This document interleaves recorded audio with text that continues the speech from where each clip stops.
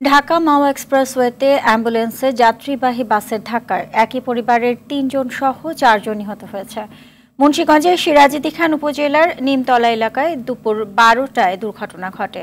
এতে আহত হয়েছেন আরও ৫ জন। বিস্তারিত জানাচ্ছেন আলওয়ান খান। মাদারীপুর থেকে গর্ভবতী এক নারীকে নিয়ে অ্যাম্বুলেন্সে করে ঢাকায় আসছিলেন এক পরিবার। পথে চাকা বিকল হওয়ায় মেরামত করছিলেন গাড়ির ড্রাইভার। অ্যাম্বুলেন্সের ভিতরে ছিলেন ৮ জন যাত্রী। এ সময় একটি যাত্রীবাহী বাস এসে পেছন থেকে ধাক্কা দিলে ভয়াবহ দুর্ঘটনা ঘটে। এরপর ফায়ার সার্ভিস এসে উদ্ধার করে তাদের ঢাকা মেডিকেলে পাঠান বলে জানান শ্রীনগর ফায়ার সার্ভিসের স্টেশন অফিসার দেওয়ান আজাদ। আহতদেরকে উদ্ধার করে ঢাকায় প্রেরণ করি। ঢাকা মেডিকেলে নিয়ে আসলে কর্তব্যরত চিকিৎসকরা ৪ জনকে মৃত ঘোষণা করেন। দুর্ঘটনা থেকে প্রাণে বেঁচে যাওয়া যাত্রী জানালেন ঘটনার ভয়াবহতা। সিঙ্গেল দেওয়ার পরে একসাথে ৪-৫টা গাড়ি আসছে, আসার পরে সামনের গুলার আমি সিঙ্গেল দিচ্ছি, সবাই কাইটা গেছে গা। পিছনের থেকে একটা গাড়ি আসছে, ওটা কি গাড়ি সঠিক আমার খেয়াল নাই, কিন্তু ওই গাড়িটা সরাসরি আমাদের অ্যাম্বুলেন্সে আর কি মাইরা দিছে।